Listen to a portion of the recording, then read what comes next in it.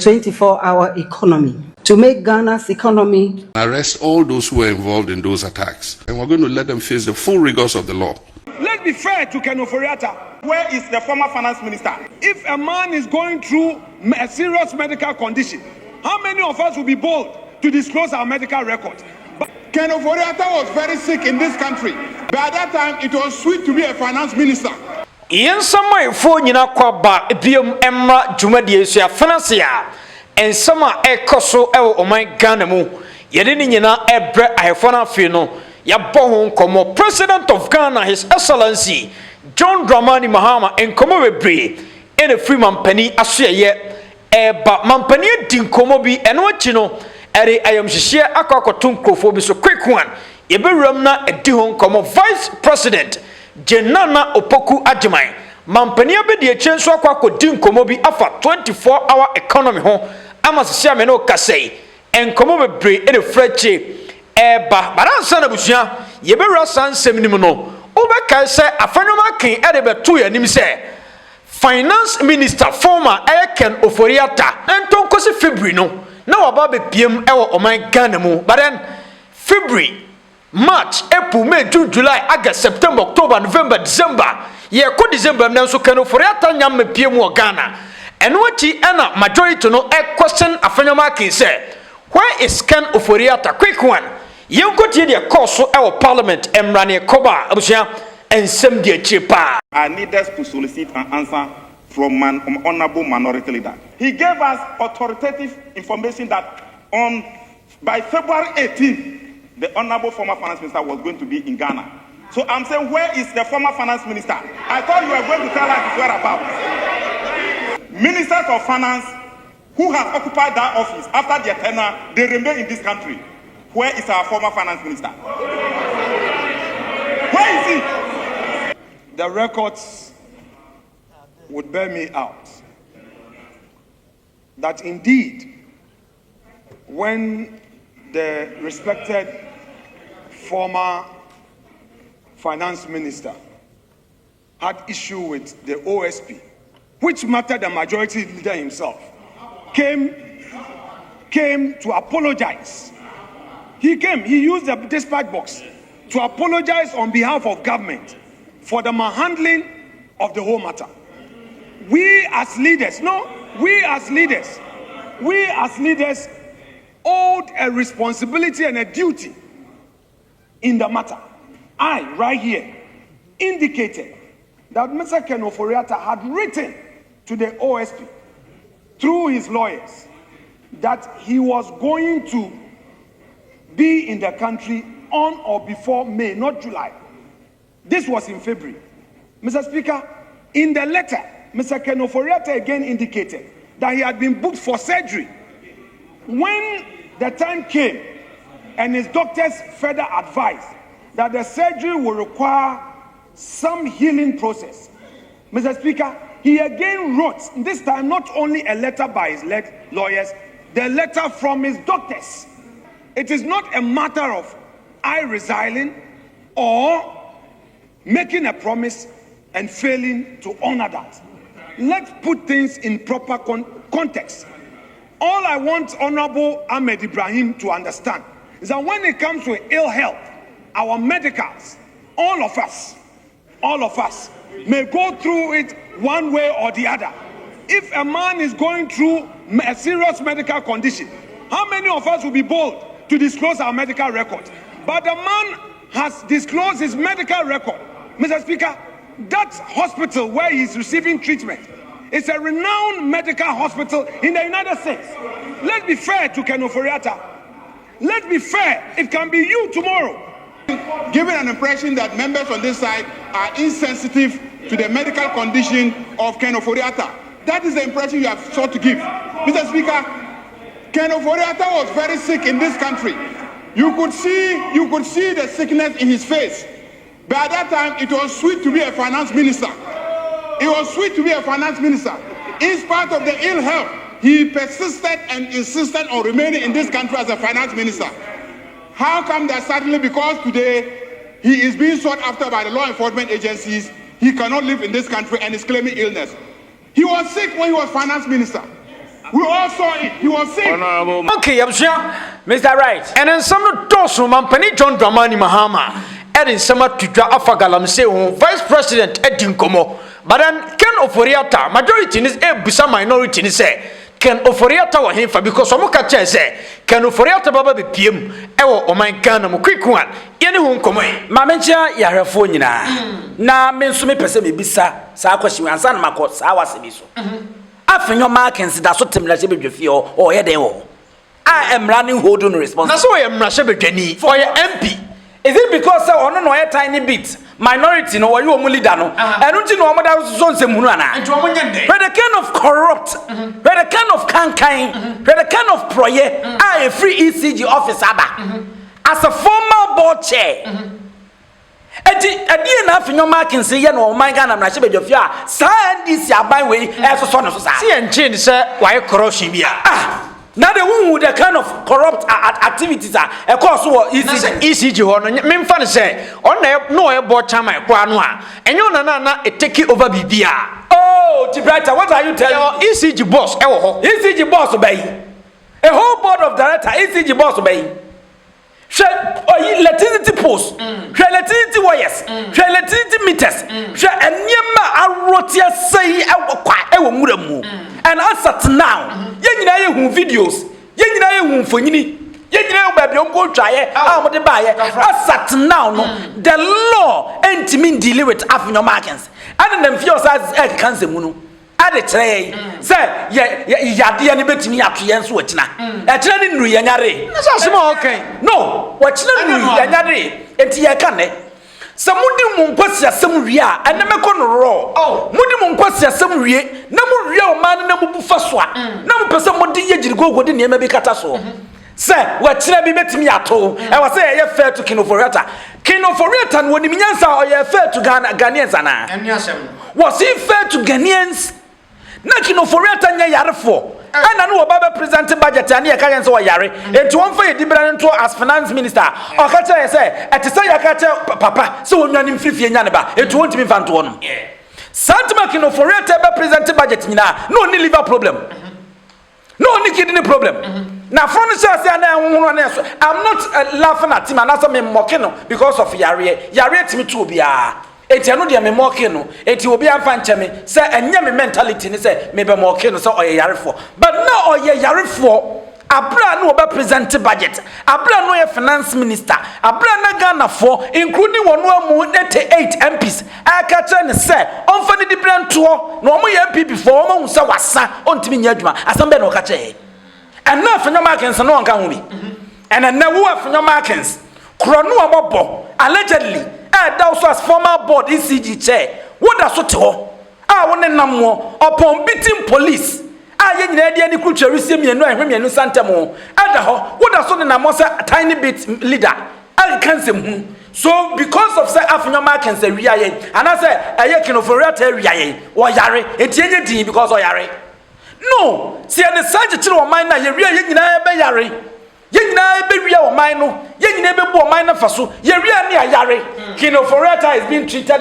by the most high hospital in the United States of America and so what Onyi ni se issue no ekosei na ye ntimi deal with Ken Ofori-Atta ase obi be wie sika on say the next government bana no be chena obi dwane ntem abesi na ndisi aban no so be kọ de tia no me one person I can never vote for NDC 2028 if say Ken Ofori-Atta want me afana nyina mra nimu I'm telling you me found say free special prosecutor say free attorney general say free wine say NDC aban your man to say heaven cry na Ken Ofori-Atta man friend nyina mra nimu a o count me vote out no because me co vote 2024 and I have said it on several counts several occasions me to about my NDC na Ghana for kra mu hunipa mobo ye hunipa mobo say obi a wo yare kese we e wo US a wo hwe ne ho yare fo dwene ne ho wo yare fo mokro no wo yare fo ni awu wo yare fo nya wudifo anam Ken Ofori-Atta so mo obi maame awu obi nya stroke dadem e de yade na wo ka de che no omo maame no nya stroke dadem omo papa no nya stroke dadem enam no so ma wo mantimi anko school enam omo so ma wo business asai enam omo so ma wo nya siche yade enam omo so ma nne omo di atentwe wa yasabia Ken Ofori-Atta ye nipa che those people ana Master, we should be serious as country. Say ye selective judgment and no na dem na sepoba no. Wo bon say NDC aban be ye adwuma nyina e wo so ye enso ye kwoto aba no olusu because of one particular person. Mo be ye because you cannot call say enko ne enko arrest obi a wate board e duro miensa. Na aban ne akwache no na mra na kwa akogina na mra nidi na obi a wo bokro no nte sei se wote abrochire asa agya ya hwe the best hospital na ye ni ana ne papa sika no oditua ye Ghanaians ye sika wo wi aye bi ana asat na wo da so da no ho a wo de twa no ho yade e wo United States of America. So we should make the law deal with him. Akwam bia be fa so bia tie brighter yemfa mania mahu tutuka amania mahu yemfa tutuka sanu ne yedi tutuka enko bie no awa mania mu ka ati kromfo na de koja no kan se me wura na kom na dem nam ko wiae etim you should be fair to me etina won so a wo ye judge no ekom betimi ade wo enti susu judge me obi adi nkwasasem sei wo wudra ho won so kra no watentenwuro tuato wo be hura treasure e be ka che se Ghana should be fair because Ken Ofori-Atta yarefo. Master, we should be serious as a country na yanko ani mo ho no. Quick one yanko tie nsam wa His Excellency John Dramani Mahama ede atudwa abusua koba ensem de chene sawani ensesemme ena me kacho. You saw recently some members of the anti-illegal mining task force went to communities to do their jobs and they were brutally attacked by the whole community. I mean, the one that happened in Ahafo. I mean, but for good luck and, the intervention of God, I mean, those 9 months task force would have been killed because there were almost 700 people armed with sticks and stones. Remember what happened to Major Mahama? It was almost a similar incident. And that's not the only place. There have been several places. I'm just trying to explain to you how it has eaten into the fabric of our society. And so I said, no, we cannot have this impunity. And so after they retreated, another group of journalists were going to another community. The community attacked them, and so they had to retreat. In retreating, they had an accident. And so I told the security services, I said, you cannot allow communities to act with impunity.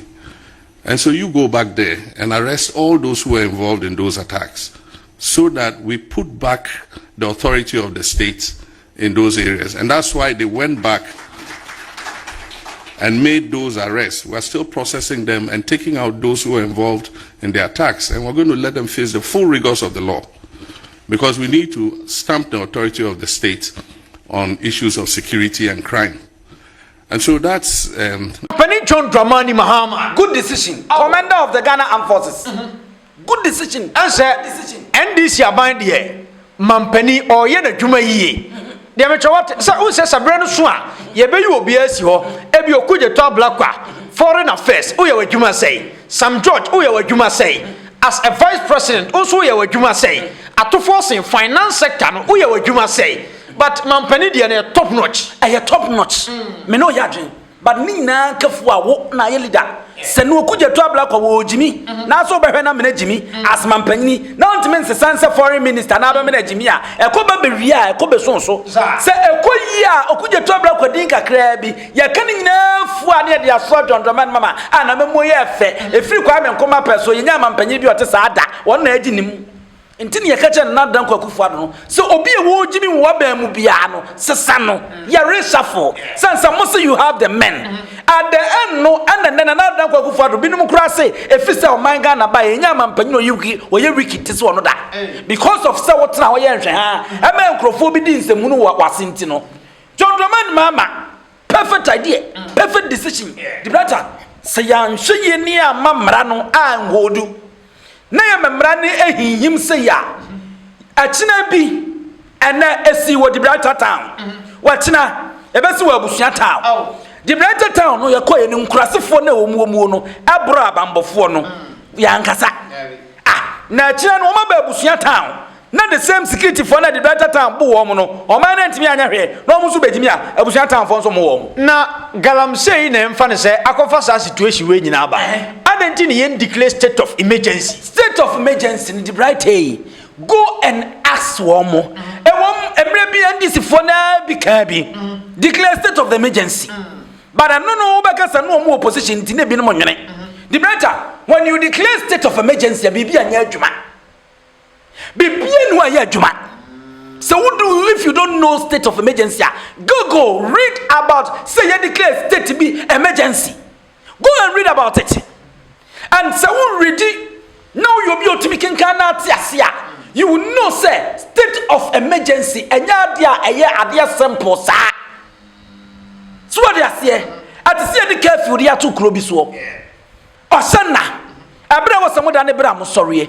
Uchumu time business no economy no esaiko form the same thing as state of emergency. So it's not simple as said you can now declare state of emergency no ebi a wo can opposition but sometimes no want me anwena ho na political talk and then wo ba bam no wo so mo wa bam je so mo nya abotan no mo do ma dwen no mo nya nsan redi and wo mo say state of emergency no ye declare ne kwa but that doesn't mean say bam na no de si san kurasefo yi an kurasefo ni bi kuro ni nkurase kuro na mo nkurasefo bi na ti sa kuro no mu esi ho no ama won kobo abambofo no imagine sesane ye abambofo no ana kobo kuro manu a kam no mienu kede be ba betena be ka mimi di ba bi kam horo abambofo no me de wo mo soro wo mo nase nyina beto wo mo ho but e command say kuro man na ko attack security service security personnel akobom to the stand say munyi wo mo man ne amuru wo mo empo wo hene a wo no ye chief imam ode ne ka ma wo mo no na mo break yawe no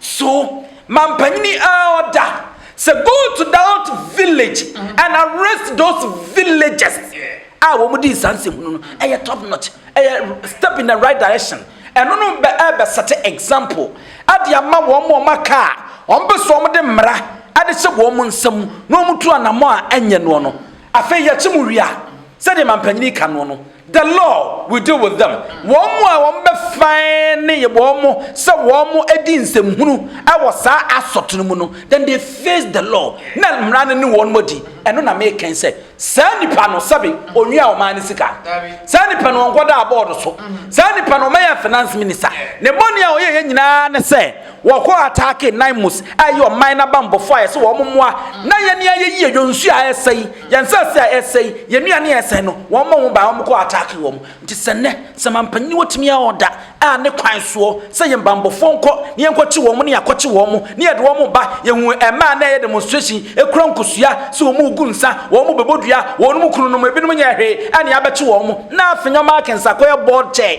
ECG no oda so nam ho and parliament e kire yen said ye wo yade enu nti enye fe nche na eni kwa se mra ne nikodi a it tells you say your law no aye discrimination yempe discrimination say deal with this in crasifo ya won koye ya yebo mampanyina baso a and the same law no should deal with afenyo makens sanse ono nso brobamboni the same crime no anu ma committee it obedience nche wo bi eti mampanyi John Dramani mama asam na waka no right ne kwanso and I support him with everything 100%. Next time no se bambofo no te sanai mo so ba untumi a wugina ho ne achewo umfa wo nsan koka wo mo na eche wan kokura hwehwe simple quick one yenkotie sama vice president ede atudwa afa 24-hour economy ye koba abusuan bewrem. The 24-hour economy. When President Mahama returned to office, he set out a clear, practical vision to make Ghana's economy more productive, more competitive, and more inclusive. That vision is captured in our flagship policy, the 24-hour economy framework. This idea is not about any citizen working endlessly. It is about how we want to organize the economy to function continuously and efficiently, powered by stable energy, modern logistics, skilled labor, and digital networks. It recognizes that in a globally connected world, productivity cannot end when the sun sets. To operationalize this, the 24-hour economy is being built on 8 strategic pillars. Grow 24, make 24, build 24, connect 24, Fund 24, Aspire 24, Show 24, and Go 24. Ladies and gentlemen, these are not empty slogans. Each pillar focuses on a major area of transformation: agriculture, manufacturing, infrastructure, finance, skills, tourism, government. This is how we aim to create and translate the vision into practice. Grow 24 connects farmers and agro-processors to 24-hour cold logistics, ensuring produce harvested at dusk reach markets by dawn. Make 24 supports multi-shift industrial production in energy-secure zones. Bill 24 enables extended hour construction schedules that accelerate delivery and expand employment. Aspire 24 allows young people to work by day and learn by night, because skills and opportunity should reinforce each other, not compete for time. This economic reform is built on a reorganization of time itself in service of growth and inclusion.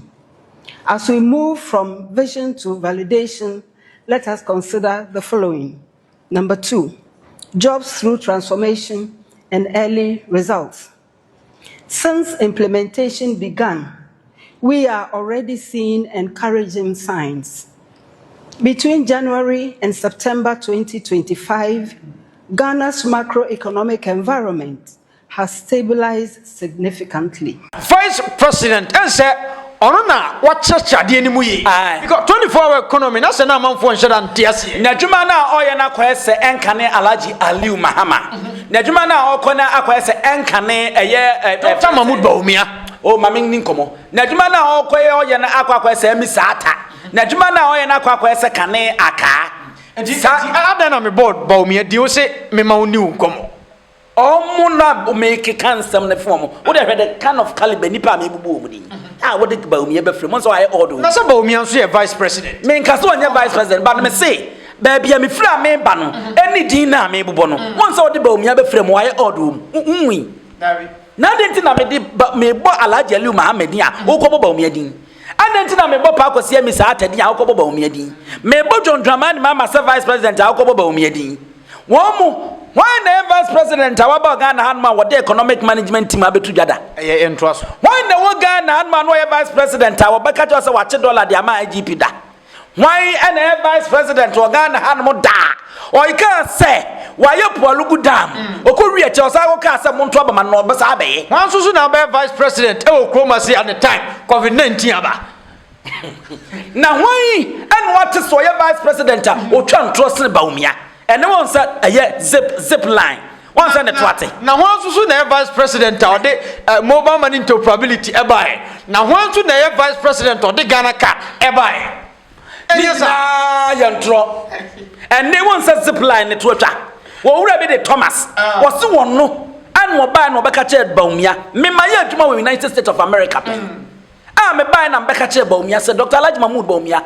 Ya kwaye betimi afo some rural areas baby abi omo penuro ani moja bi ani sanyama na entimi enkono ebetimi aboa mana kono me drones metimi amane dia yedwuma ana Bawumia tie na so a nice idea ani eni nkomo ne empushi but Dr. Alhaji Mahmoud Bawumia be ka che se wonu otu kwan kwa monone eni okodi nkomo no de bae enne egu abontena Bawumia obi ehunu to na bio eno kwa no se ebi ni abroche o dabi so dabi Bawumia di nkomo se drones no ayo man Ghana nko na bi even UK kura de nru yen and the United States of America team I mean kan cho United Kingdom and United States of America in your drones na sami I'm telling you so with him say cars bi and phones bi and niam bi one man every home eduru ha na atwam wo mo and na America na kore one with the helicopter and the coffin profile free wo mo fie e ko deliver nro and ade do mo hospital they don't use drones.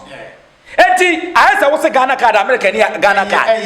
Me, Mammy can some America don't need Ghana card. Matthias, because American answer now say you from Ukraine, they don't need Ghana card or driving license. They have everything. even who talk kura mbetumi a check level driving license so what did they need for Ghana card e tu ba brage someone wa be Ghana card and binu a ba omi anka ho ye fan tonche dinkomo enti maami ni dwumade na kwese sa nipa mbobo wo mudin a on be vice president no won kasa on tantro on tu ne ho but we the first literature madam a what to me this city every 17 about 11 and the first economic result or did a year city every 4 cities e call 17 so dia wa kan nyina ne say 24-hour economy and yes we ya djuma sa na wonyo ahomeda na tie e won kurabata and wo bo kurabata no say 8 pillars ejina hono wo chirechiri mu the American say you can never do 24-hour economy without solid security service. You can never do 24-hour economy without solid agriculture background and I say facilities. You can never do 24-hour economy abra mine finance and yet strong and without energy. It will be boss no sisi so and about bia etia emuda hokle before the 24-hour economy but still now no minority needs to push 24-hour economy and this for deceive Ghana for and this for be deceive Ghana abra wo mo wie wo mo 4 years no ne yan 24-hour economy menu mienu wa Ghana ha no yedimi ye pass there's no occasion and during election 2024 say John Mahama or NDC member bi say ye boka kire ye say Ghana photo about the NDC 1st January we will introduce 24-hour economy baby no we ka kire ye say se to about the mo a 2nd April we will introduce 24-hour economy one say we will the 24-hour economy beba abane bai we nyanya 1 year enti we deceive no efirifa hene we deceive enti doba omiana na kan ebo NDC abane say ye nyina we monya ne nye amonya na afiwe next year de no be enti wo bia obekase wo deceive wo bia wo bia wadwem wo ha no use political lens and adie wadie without removing the political lens but so we remove political lens now the was no to nchen wo de akokɔ no to nchen wo de kube no to nchen wo de praye no to nchen now it's not say wo ye Ghana ni no make critical analysis you will know say 24-hour economy can never be achieved say a security system nya because hospitals chobas womo ton nuane womo ashawo for grab 24 hours and so 24 hours here you need solid security be boss anyman for we nyina ho ban since our security system nya you can never introduce 24-hour economy and 24-hour economy e aduane agriculture aduane kura woni bi na 24-hour economy ende because the whole year some na obe 24-hour economy no hia manche wo hia menken no de aye some the whole year biscuit ni hia bro wo hia rio wo hia toko no de aye biscuit 24-hour economy na agriculture banga na nje no some companies on better no maye the whole year sugar hia so de so I was say agric sector no aye solid na mu ye den and say the 24-hour economy no some company bi wo motimi achieve ade no better achieve aye nkania so okania anya wo bede na de wo koye sam de wo koye biscuit ye de wo ko hospital ashawo kura wo ko ashawo no wo hukwam no otimi akọ no akọwe ne niam a wo kọre so electricity system and so aye one of the backbone 24-hour economy ebe ye adwuma eka ho the better wo beka ka kwa enu na beba na be surrounding na mo hu say 24-hour economy no a whole country a whole institutions I say wo wura so jamu ye wo police station ye wo de opamade ye wo de opam ye twika ye say enti soja ne institution na nkasa akọ say country bibia wo mbi until you can never achieve 24-hour economy abra de ma mi kan nyina no enye solid enti mum ye nya abotre na ye nhwe nimfie nine no wo twawie ana enu 2027 no ye wura 2028 mu ni ye hu 24-hour economy then you come and ask me say NDC force wo ma deceive wo mo e ho na obehu me answer me de be ma wo but for now they have never deceived us on 24-hour economy until 2027 no ana maya me ye wura 2028 no kra ask me the same question and you see the answer I will give it to you ye na bi one ma faso so ne enko quick one ye de masi ye ko e be so ba bi ya cry fo nyina